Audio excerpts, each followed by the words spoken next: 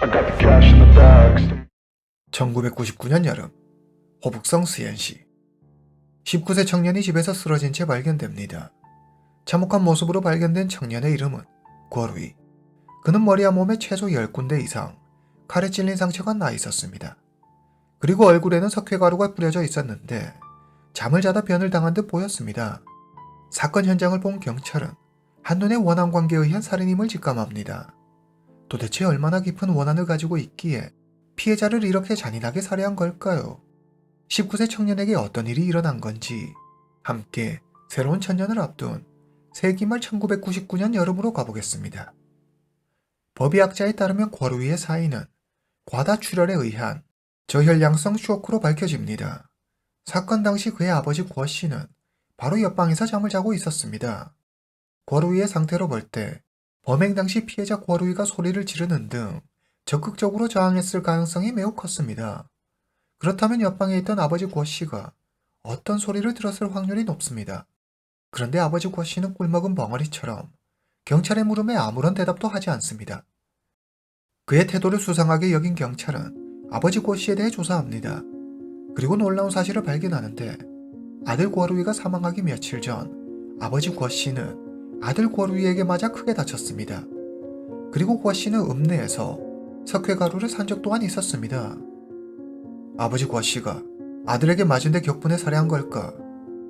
경찰은 아버지 고 씨를 용의선상에 올리지만 자신들의 생각이 틀렸다는 걸 깨닫는 데는 그리 오래 걸리지 않았습니다. 아버지 고 씨는 고루이에게 맞아 심하게 다쳐 제대로 걸을 수조차 없었습니다. 한창 나이의 아들을 상대로 범행을 저지를 수 있는 몸 상태가 아니었습니다. 하지만 그는 분명 뭔가 알고 있는 듯한 눈치였습니다. 경찰은 그를 압박하지만 고 씨는 입을 꾹 닫은 채 아무 말도 하지 않습니다. 그러다 한 이웃으로부터 중요한 단서를 하나 얻게 됩니다. 얼마 전 고루이의 형 고진이 집에 왔어요. 근데 고진 행동이 영 이상하더라고요. 느닷없이 강가에서 칼을 갈고 있질 않나. 하루는 성인 한 명이 들어갈 수 있는 크기의 구덩이를 파지를 않나. 너무 이상하더라고요. 피해자 고루이의 형 고진의 행동을 수상하게 여긴 경찰은 고진의 행방을 쫓는 데 주력하지만 그는 이미 종적을 감춘 뒤였습니다. 사건 당일 고진은 은행에 들러 가지고 있던 돈을 모두 인출해 갔습니다. 경찰은 고진을 찾기 위해 노력하지만 그를 찾는 데 실패합니다. 경찰은 계속된 수사에도 고진의 행방을 찾을 뚜렷한 단서를 잡지 못합니다. 그렇게 안타까운 시간만 흐르고 21년 뒤 해당 사건은 장기 미제 사건으로 남습니다. 정말 형 고진이 고루이를 죽인 걸까요? 대체 형제 사이에 어떤 문제가 있었던 걸까요? 만약 형 고진이 범인이 아니라면 그럼 대체 누가 범인일까요? 왜 아버지 고 씨는 지금까지 아무 말도 하지 않는 걸까요? 경찰은 범인을 특정조차 하지 못해 자칫 미제로 영원히 남을 뻔했던 사건은 생각지도 못한 곳에서 그 진실이 밝혀집니다. 전 세계적인 전염병 사태의 중국이 전염병 긴급 대응 기간을 선포하며 국가적 방역 통제에 들어가자 신분을 숨기며 도망다니는 것이 더 이상 불가능했던 범인이 2020년 5월 9일 경찰에 자수합니다. 범인은 바로 피해자 고루이의 형 고진이었습니다. 고진은 호북성의 어느 한 농촌 마을에서 자랐습니다. 그의 아버지 고 씨는 중학교 졸업에 학력을 가지고 있어 마을에서 회계사로 활동하거나 읍내에서 선생님을 하기도 했습니다. 당시 중국 시골에서는 중학교만 나와도 엄청난 고학력자였기 때문에 이런 일이 가능했습니다.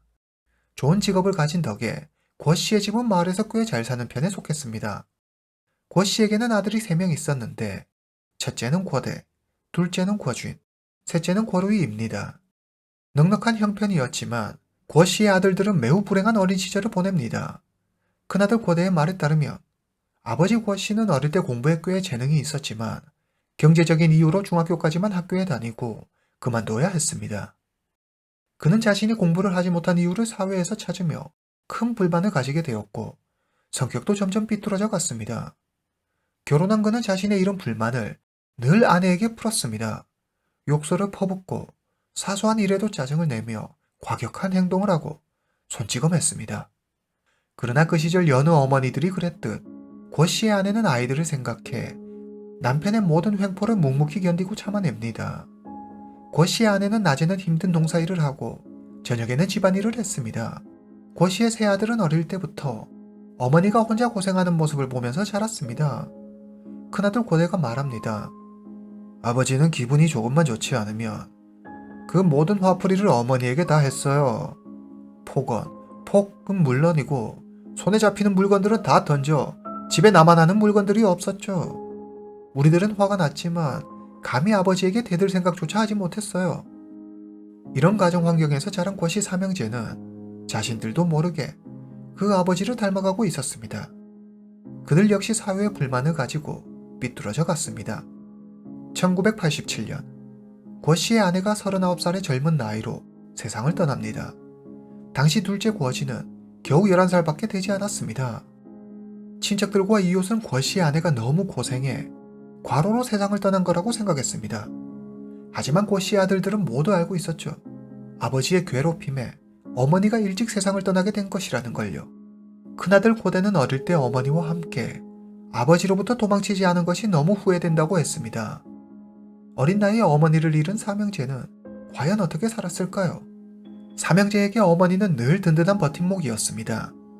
그녀는 항상 남편으로부터 아이들을 보호했는데 그녀가 세상을 떠나자 더 이상 아이들을 보호해줄 어른이 없었습니다. 삼형제는 어머니의 뒤를 이어 아버지 고 씨의 화풀이 대상이 되고 맙니다. 허구한 날 큰아들 고대와 둘째 아들 고진은 아버지 고 씨에게 이유 없이 맞아야만 했습니다. 특히 둘째 아들 고진에게 가해지는 폭은 그 강도가 심했습니다. 그러나 막내 아들 고루이는 예외였습니다. 아버지 고 씨는 막내 아들 고루이를 무척 예뻐해 웬만해선 손을 대지 않았습니다. 큰아들 고대는 커가면서 자신이 그토록 미워했던 아버지 고 씨를 똑 닮아갑니다. 그는 아버지처럼 잘난 척이 심해졌고 동생들에게도 걸핏하면 주먹을 사용했습니다. 그야말로 아버지 판박이었죠. 고대 역시 고진을 가장 많이 괴롭혔는데 심지어 동네 친구들과도 어울려 놀지 못하게 했습니다. 고대는 늘 혼자 있는 동생의 쓸쓸한 모습과 괴로움을 지켜보며 즐거워했습니다. 어머니가 돌아가신 후 집안일의 대부분은 10살이 간 넘은 둘째 고진의 몫이었습니다. 그는 학교 수업이 끝나면 집에 돌아와 숙제도 하고 집안일도 해야 했습니다. 게다가 아버지와 형의 손찌검도 견뎌내야 했죠. 고진은 더 이상 참을 수 없어 집을 나가 며칠 동안 밖에서 방황하기도 합니다. 고진이 어렸을 때 지금까지 살면서 가장 인상 깊었던 일을 써서 내는 학교 숙제가 있었는데 그 내용의 절반이 가족에게 맞은 일이었습니다. 그렇다면 막내 고루이는 어땠을까요? 아버지 고 씨의 무한한 편애로 그는 망나니로 자라고 있었습니다. 어릴 때부터 도박에 손대 집의 물건들을 몰래 팔아다 돈을 마련하기도 했습니다. 그런데 어처구니 없게 아버지 고 씨는 고루이가 계속 도박을 할 수 있게끔 도움을 줍니다. 하루는 고루이가 큰아버지 물건을 훔친 적이 있었습니다. 둘째 아들 고진이 나서 막내 고루이를 혼내자 아버지 고 씨는 동생 고루이를 두둔하며 고진의 따귀를 때립니다. 이 모습을 본 큰아버지가 아버지 고 씨를 나무라자 그가 말합니다. 형님, 우리 집 일은 내가 알아서 해요. 간섭하지 말아요. 1997년 중학교를 졸업한 고진은 우한의 한 자동차 부품 공장에 취업합니다.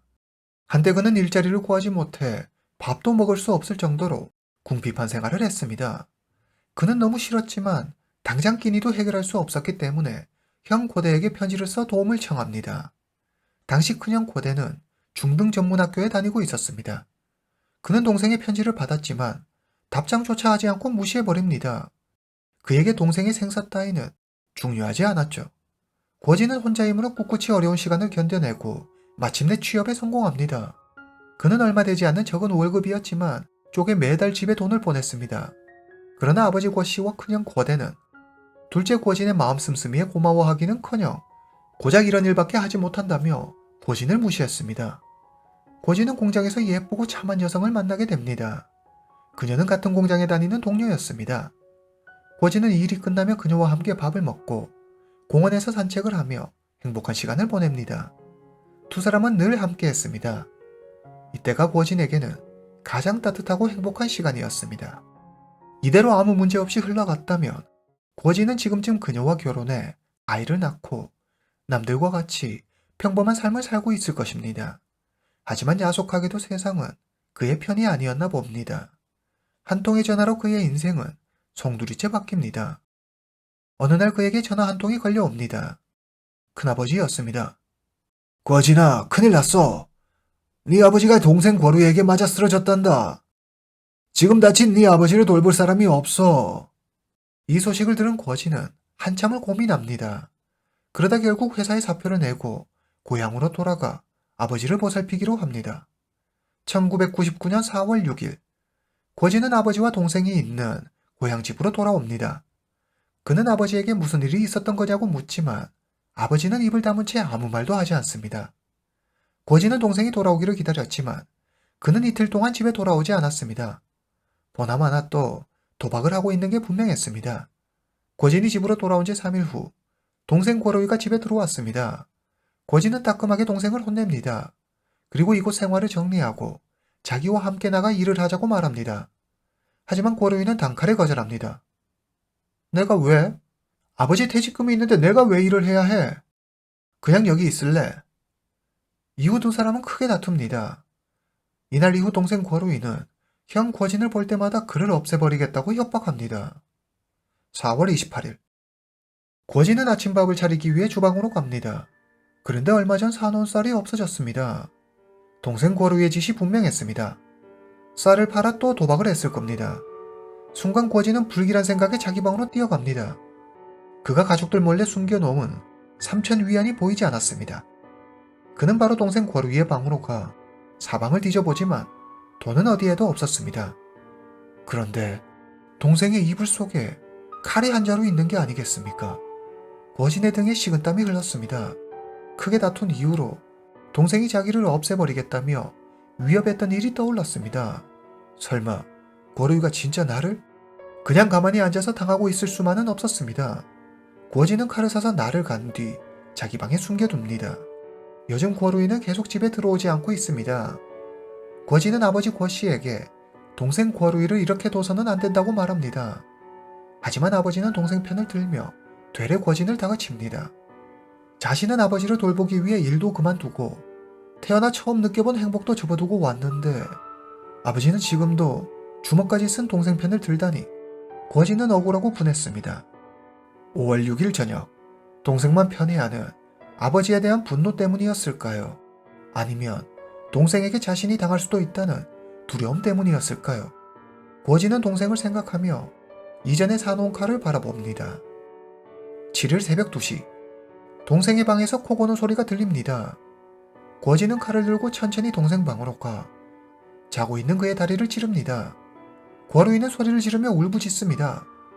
다른 사람들에게 들킬까봐 두려워진 고진은 창고에 있던 석회가루를 가져와 그의 얼굴에 뿌립니다.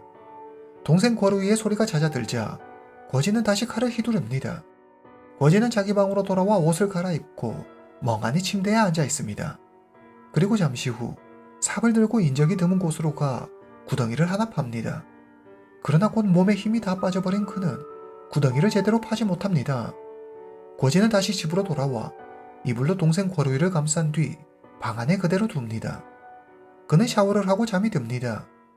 다음날 날이 밝자 고진은 아버지 고씨에게 지난밤 자신이 한 일을 말합니다. 아버지는 아무 말이 없었습니다. 고진은 짐을 챙겨 자신의 돈을 모두 인출한 뒤 고향을 떠나 다른 도시로 갑니다. 경찰이 집에 도착했을 때 아버지 고씨는 아무것도 모른다며 침묵했습니다. 고진이 집을 떠난 후 아버지 고씨는 줄곧 혼자 방 안에 있었습니다. 그러던 중 갑자기 병에 걸려 병원에 실려가게 됩니다. 할 수 없이 큰아들 고대가 아버지를 모시고 자기가 살고 있는 심천으로 갑니다.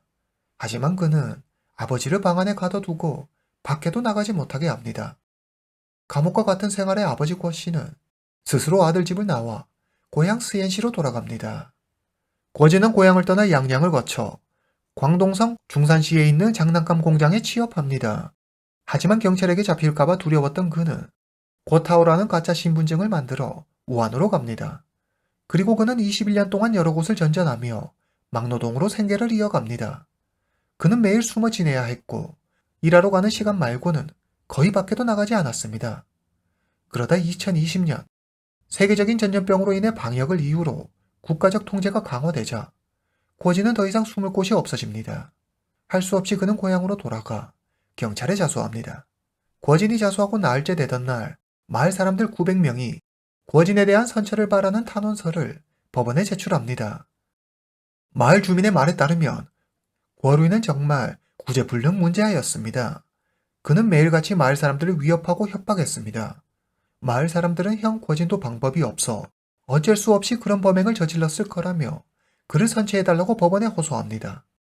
아직 고진의 재판 결과는 나오지 않았습니다. 만약 아버지 고 씨가 아버지의 책임을 다하고 제대로 된 사람이었다면 이런 비극은 발생하지 않았을지도 모릅니다. 11살의 어린 나이에 세상의 기둥 같았던 어머니를 잃고 홀로 외로이 세상을 살아가야 했던 어린 고진의 손을 잡아주고 싶네요. 오늘 이야기는 여기까지입니다.